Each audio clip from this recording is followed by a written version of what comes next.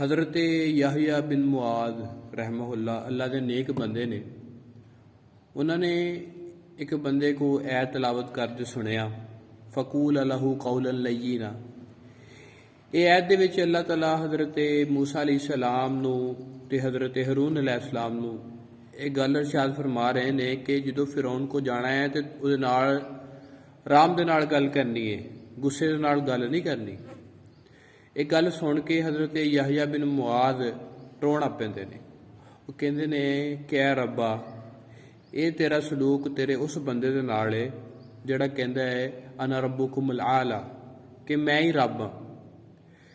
ए रब्बा, तेरा उस बंदे दे नाल की सलूक होएगा जिहड़ा सजदियां दे विच गिर के कहंदा है सुबहान रब्बी अल आला, कि रब्बा तू ही रब है ते तेरी ही तारीफ सब तो बुलंद है।